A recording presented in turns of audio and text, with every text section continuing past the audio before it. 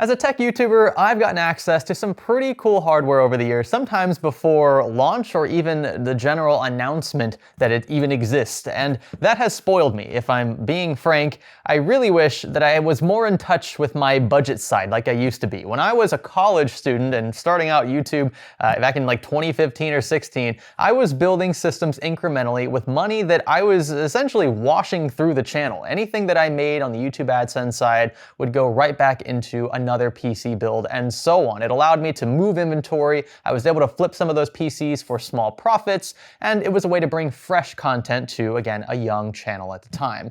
But now I can pretty much get, with few exceptions, anything I want hardware-wise. And that has allowed me to, yes, build tons of super cool PCs over the years, but it hasn't really kept me in touch with my budget side. So I have decided that for the next 30 days, I will be gaming and editing on a workstation that might seem familiar, but that might also seem quite old. Now, as you browse through some of those hardware B-roll, I want you to recall, if you can, what it felt like to first hear about these products when they were new. I remember, for example, when I first thought of the X99 platform back when I was, again, roughly a junior or senior in college. It was pretty much unobtainium. I never thought that I would get to own anything from that range of products because the boards themselves were already very expensive to begin with, and the CPUs that accompany them, and even the cheapest, like 5820K, was a few $100s. I think the first time I ever got my hands on one was this very board here, an X99 MSI crate model. I think I bought it at Micro Center in Houston for one of our little Micro Center visits back in the day. Would it surprise you then that a very high core count, high frequency Xeon and X99 combo today on eBay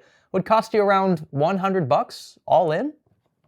That's what it cost me. And I think the CPU, especially at this price point, will be very interesting to test over the next 30 days and use extensively. So this is the E5 2697A V4. It's a Xeon processor based on 14nm architecture. And get this, its suggested retail price back when it was brand new was just under $3,000. If you were to part out this combo, the board will be around 50 or 60 bucks, right, give or take, and the CPU would have cost me about $40 all in. That is massive depreciation, but one of the reasons why this chip was so expensive at launch was because its frequency was actually very healthy. It can turbo all the way up to 3.6 gigahertz, which again for a Xeon is fairly high. Combine that with its 16-core, 32-thread layout, and I expect it will still pack a punch today while video editing and gaming. To round out the platform, I've gone with a modern top flow style up-here cooler, 6 heat pipes, and its TDP, at least on paper, is significantly higher than the Xeon that we'll be pairing it with, which mind you is 140 watts. It's fairly high for a Xeon. We also have 32 gigs of mismatched white and black DDR4 Corsair Vengeance LPX. 32 gigs is probably the bare minimum for especially like a modern workstation. But back then, around 2015 or so, 32 gigs was fairly healthy. Back then, I think 8 gigs was the recommended minimum for gaming, so we have 4 times that here. We're gonna combine all of that with a modern 1200 watt Pure Power 12 power supply from Be Quiet, just for peace of mind. I don't want any power issues with this older platform, and we're gonna throw in some white custom cable extensions since we do have white accents both in the DDR4, some of these DIMMs are just solid white, and in the Crate motherboard, which again was known for having white and black aesthetics. The graphics cards I've chosen, now I've gone with 2. We're gonna run these in SLI. I don't actually think I have an SLI bridge on hand, so I might have to order one of those by the end of this video. But 2 GTX 1080 Ti's in SLI should be a pretty cool throwback, but not only that, it should also help us, especially in suites like Premiere Pro, where I constantly edit videos. CUDA acceleration is super big. It was big back in the day, but it's especially big today, and these older cards can still handle it. They also have a healthy amount of VRAM, and they didn't cost a ton of money, about $180 or so each after shipping and tax. I was tempted to go old school with the case, but I decided to purchase a more budget-friendly Zalman. This is a Zalman Fit, I think is, yeah, Fit, okay, that's the name. Zalman Fit. Yeah, it's a mid-tower. It only cost me about 50 or 60 bucks. You can find it on Amazon. All these parts will be linked below, but some of them will be tied to eBay, of course, because you can't buy them new today. I'm just hoping that this can keep up. I don't know for sure. I think we'll be in good hands. I think our hardware combo makes a lot of sense given what I expect to do with the rig, but we'll find out in time. Are you ready? Stay with me.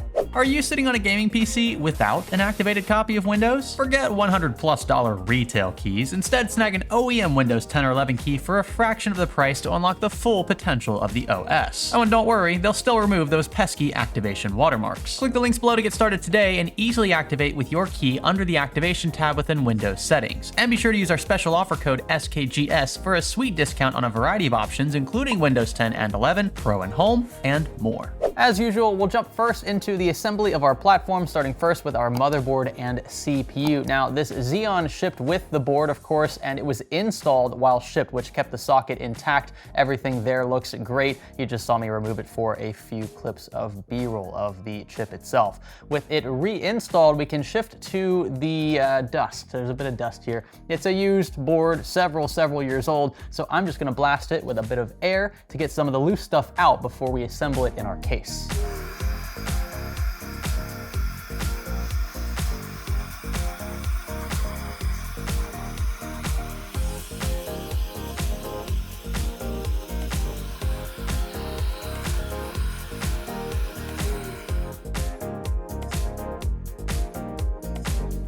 Now we can shift to our RAM install. Now this board denotes DIMM slots 1 and 3 first, as well as slots 7 and 5. So it's gonna be these white ones here. And I think I'm going to stagger the color scheme. So we're gonna do black, white, just to kind of fit this motherboard theme a bit better. 2 more here.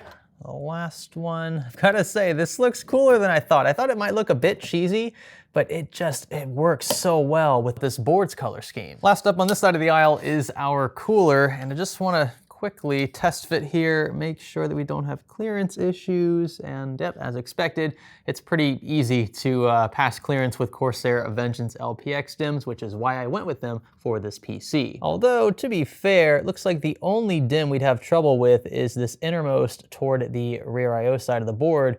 Possibly this one. If we had like a fatter DIMM, it might not work, but these outer 3 on both sides are perfectly clear. It's also nice of the Up Here Cooler brand to retain support for X99. This is a dying breed, and a lot of newer CPU coolers do not include LGA, 2011 or 2011 V3 in that era support any longer, so had to look a bit harder for this one. The thermal paste is a bit messy, but it'll do. We wanted to use as much as they gave us, really, the entire tube in this kit, because this is such a large IHS. The CPU cooler is going to sit on top of it, just like this. A bit of tightening down with our included screwdriver through the top of the heatsink. And after a bit of cable management, we can wire up the fan. Now, like I said earlier, this Crate Edition motherboard actually supports M.2s. It was one of the first platforms to ever do so, and since this is going to be more or less a workstation build, I think it would be a sin to forego such a cool, at the time, modernized storage solution, and that's why I'm going with an SN8100. It's a WD Black model from SanDisk, not to be confused with Western Digital. They've kind of split up now, so even though it has the WD Black branding, it's not a WD Western Digital drive anymore. It's a SanDisk drive. It's some branding that kind of carried over. It will eventually, I'm sure, be phased out. And it's a 4 terabyte model, so we're gonna have plenty of storage. That's super important to me, obviously, given what I do on the internet, and it's going to slot in very easily just below our CPU socket. My favorite part is up next, getting to throw this into our case. I'm curious how modern our build will look with these older components in a newer chassis. You know, a case can go a long way from an aesthetic perspective, but it also needs to be functional, because remember, we're adding 2 graphics cards to this system. I also might be adding a capture card, assuming this board has enough room for it. Our PCIe slot spacing might be a bit troublesome. Now, just a quick little POV tour of this chassis. You can see we've got a swivel opening tempered glass door. That's pretty cool. Keep in mind, this is only about a $50 or $60 mid-tower. One of the telltale signs this is a cheaper one is the fact that these rear PCIe slot covers are single use. You have to kind of like bend them, pry them out, and then that's it. You can't reinstall them because it's just essentially broken off metal. That kind of sucks. This does come though with several 120mm fans. You can see 3 up front there, and of course the 4th at the rear. I wasn't sure if I bought the RGB version of this chassis. I thought I didn't because that cost a bit more, but whatever, I'll roll with it. You can see we've got a nice clean basement there, some room for up to a 360mm AIO, and then several cutouts throughout. I think we're gonna have to use primarily this one here for a bulk of our cabling, since our motherboard will be covering all of these. If you had like an ITX or like a slim ATX, it might work, but our board's gonna come out to these holes here. So yeah, it's gonna be a more crammed chassis, but I was actually going for that because I love builds that don't have a bunch of wasted space. In terms of airflow, things look okay. I mean, it's not exceptional by any means. There aren't any openings along the sides, and these holes are a bit smaller than what I'd like to see, especially given how much hardware we're gonna be squeezing into this. The front I/O is also a bit old school, a bit dated. We have two USB 2.0 ports, only a single USB 3.0 Type A port, no Type C, and power button. This is like the LED button, I guess, to control the fans, no reset switch of any kind. With the necessary standoffs added, it was as easy as dropping in the motherboard, things lined up. Of course, we don't want to forget our rear I/O shield, which is not attached for this board. And that's because I couldn't decide whether or not I wanted to keep these original case fans. Like I mentioned earlier, I wasn't even aware that this case shipped with them, and I was a bit hesitant to use them in my, again, this being a personal rig, just because they weren't like PWM controlled or anything. They were simply powered by a SATA connector and were sort of daisy chained together for the RGB functionality. Not high-end fans by any means, and again, this being a budget case, it's not surprising, but I decided to splurge at the end of the day on some lovely white Pure Wings 3 fans from Be Quiet. So each of these is PWM controlled, and they have just a beautiful white aesthetic that I think will blend nicely not only with the white in our motherboard, but also in the white custom sleeved extensions that we'll be introducing a bit later. And by the time they were all fitted, we were left with this. I know it's not a completed build yet, but this just looks so cool. You know, these older motherboards, you don't see this aesthetic much anymore, and I really love the era of 2010s to early 2020s designs. Next on the agenda was our power supply, a 1200 watt Pure Power 12M. I bought this new because I don't really believe in buying used power supplies unless you absolutely have to. And after being attached to our 24 pin and 8 pin EPS cable extensions, I've got to say, this is coming around nicely. Now it's time for our graphics card installations. But here's the deal, right off the bat, I noticed that I probably didn't plan this all the way through. The fact that we have two beefy cards going in here and we only have 2 slot spacing between our primary 16-lane PCIe slots on this board means that our top card, which coincidentally is also the one that's usually working the most, is also going to be suffocated by the card below it. Now, the obvious answer would just be to install our second card in this slot here, but that would ultimately press that one right against the basement and leave an awkward gap between the two. I don't think that's gonna look very good, so yes, in a way I'm sort of sacrificing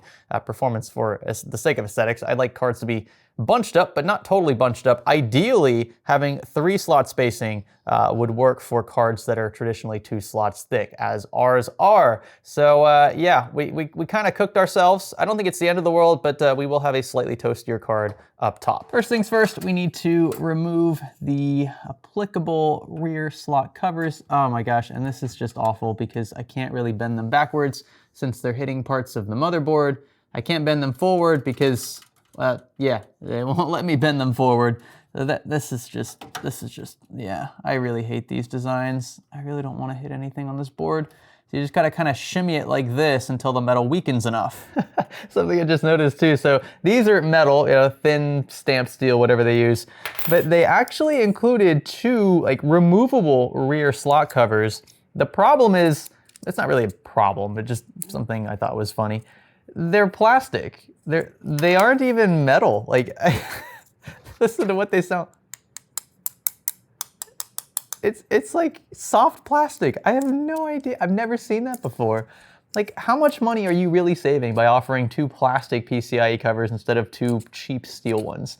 Are we really counting beans that closely? With that said, I suppose I can't be too critical here because the case was so cheap. In goes our first 1080 Ti. Not sure which one I want to use up top. I guess this one here. It's a bit cleaner, and that will just barely fit as I had hoped into that uppermost slot. And in goes number 2, pretty much right below it. I know this is slightly cringe, but it is what it is with this motherboard. After adding our cable extensions, taking care of cable combs, of course throwing in our capture card I mentioned just a bit earlier. This is coming from my primary editing rig, and it's important that I have this here because again, I'll be using this for 30 days. I will need it for footage, especially from other systems that we build in the meantime. We arrive at this here. a completed, mostly, build. There's one thing that's very clearly missing that will affect performance until it gets here. But this looks so good. I really love the white fans. I'm glad I switched to those. I know that kind of blew the budget out just a little bit, but these just, they really help the white accents, especially in the board pop, and then wrapping it all up with white cable extensions really seals the deal on this black and white build. You know, it just goes to show that even with a cheap case, you can use expensive components inside to elevate a chassis like this. It doesn't have to be extremely expensive. Yes, there are some extremely expensive looking cases that can elevate internal components, but I think the opposite is happening here. And the fact that we have two graphics cards, 1080 Ti is the last great cards in my opinion from Nvidia. I mean, it just all around looks so good. I've built so many systems over the years.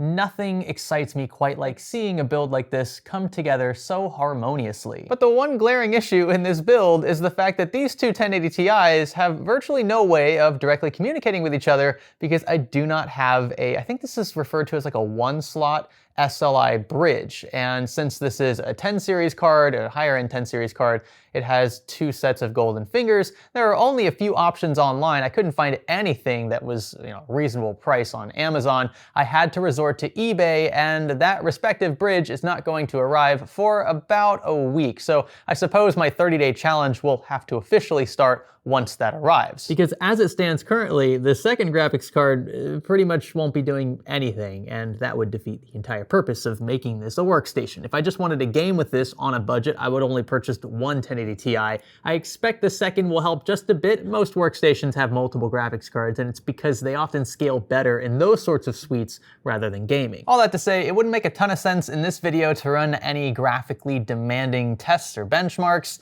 Just as much as I would like to show you what two 1080 Ti's can do in 2025, they aren't going to be able to work together. And so I am going to have to save that for the next video in this little experiment series. The one thing we can do though, the one thing I should have done earlier, but I didn't because I insist on inflicting serious pain to myself occasionally, is test the components individually. That wasn't done. We can test them all together though and make sure that it posts. If it doesn't, this might turn into a fix or flop video. Here we go. Okay, we are off to a good start so far. Power to fans, power to the graphics cards. Will we get a post? Come on, give me a post, please. And thank you. 12 seconds later. Okay, took me a second, it's kind of hard to read. That's great news. So doesn't look like anything at the onset at least is defective. Also, a cool bit of extra info. The previous owner of this motherboard and CPU knew who I was from YouTube, wished me luck in this upcoming video. So if you're watching, how's it going? Thank you so much for sending something that actually works. I am curious what this BIOS looks like, so we're gonna hop into that quickly and change a few things. Again, I've used this board, I believe, before. We bought one, I think it was open box at a Micro Center in Houston several years ago. So I don't remember too much, but I will say it's familiar. The layout hasn't changed too much over the years, which is probably a good thing. We're gonna enable XMP, and that's pretty much all I'm gonna do right now. The fans are extremely quiet. And you can see here, this is our detected Xeon E5 2697A V4. It's running at a base 2.6 gigahertz, but again, that should clock up to, if I recall, 3.2 or 3.6. And so far, our temperatures look good, both on the motherboard and CPU. That may change as we throw this under heavy loads in the future, but for now, there aren't any red flags. I also noticed that the stock fan profile is remarkably conservative. So it's not very loud as is. I don't even think I'm gonna tweak the fan curves here. We're just going to attempt to load into my Windows bootable media to get a fresh install on our fresh M.2. I do have a custom Windows ISO setup for, that's actually, okay, so that's pretty straightforward. There's our 4 terabyte drive. It's all unallocated. We click next, and this is what I was gonna say, debloated. I've shown this in a previous video, how to set one of these up on a USB drive. I also also disabled the checks for Windows 11 to make sure that the hardware quote unquote supports it. I'm not sure if this combination of hardware actually does natively, but I wouldn't have to worry about that anyway because of how we formatted this drive. After a few minutes worth of installing, we've arrived in Windows 11. No issues there again with the custom drive, the custom ISO. And I've gone ahead and loaded up Cinebench R15. Now this isn't the latest version of Cinebench. I think we're on like R23 now. This is a more old school one. This would have been the relevant Cinebench test around the time that this platform was big. And so I want to see what 32 threads looks like in Cinebench. Yeah, this thing just chews through these frames.